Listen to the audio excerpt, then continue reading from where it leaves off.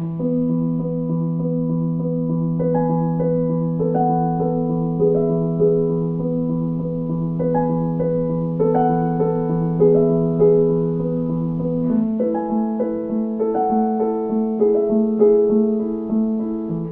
think the Berkeley Global Campus is the development of a new anchor institution in Richmond. I think it's a hub for what some people call the knowledge economy or the innovation economy. Basically, the area of our economy that where the value created is very much about the knowledge and research and technological development that's going on, and that's a huge part of the regional economy in the Bay Area right now. But it's also a big part of why there's such extreme inequality in the Bay Area right now, along economic lines and along race lines. So the Berkeley Global Campus, I think, is a chance to start from the ground up in forming an institution and a hub of the economy that starts to reverse some of those trends and create more inclusive opportunity.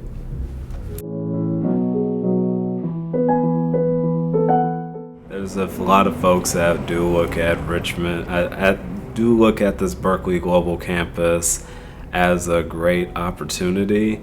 But for me, this campus actually really scares the hell out of me if we are not able to get a legally binding community benefits agreement. Like, I literally believe this is something that will make or break Richmond and determine whether I can still live here in Richmond 10 years from now or if I'm going to be forced to move out too.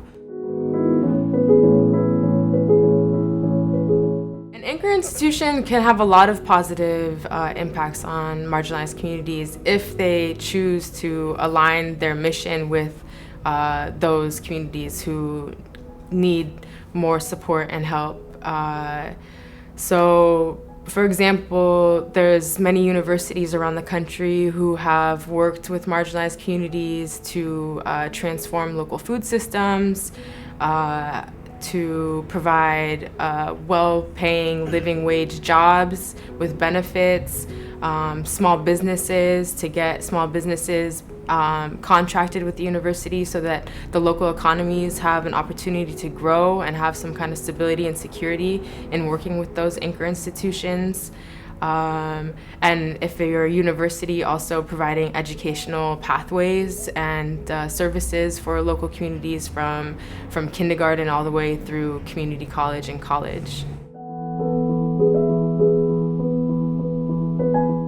So my name is Tamisha Walker, and I grew up here in the city of Richmond, right on the corner of 8th and Pennsylvania. I grew up in a single-parent household. I spent a lot of time in and out of foster homes and everything like that.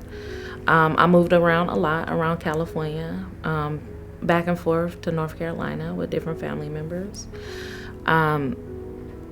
Life in Richmond was really hard. After I lost my brother to gun violence, I pretty much gave up on Richmond or life in general. But as the mother of one son, I had to continue to forge on.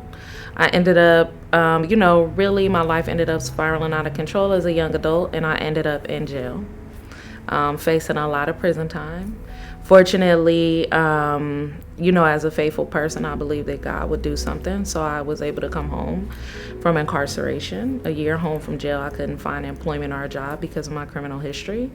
I got an opportunity to work with a research team, which came to be the Safe Return Project.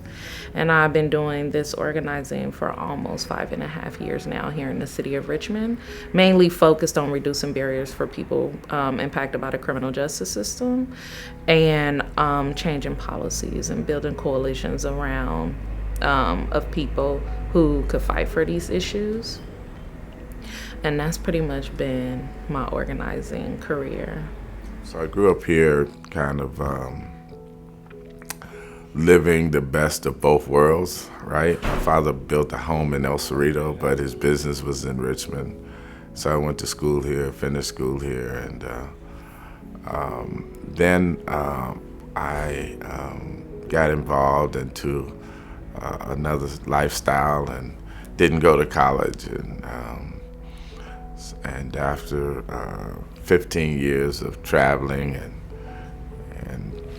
experimenting other things in life, I was called into the ministry. And so at the tender age of 33, I found myself a freshman in undergrad as a non-traditional student, which took me to Tennessee.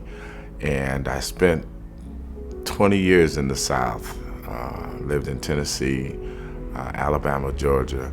And after 20 years of school and ministry in the South, I decided to move back home when I heard about all of the violence and crime that was in the city where I grew up. And I came home to start a ministry and to be able to get back into the community in which I felt I was much a part of its destruction and wanted to be a part of its now rehabilitation. I see also a community that the UC stands to gain a lot from if it actually listens to the community and what they've been able to do. And I think it's really important that UC Berkeley does, provide a really innovative model for development and growth that actually, it benefits not only its students and the institution itself, but also the public, the residents of California.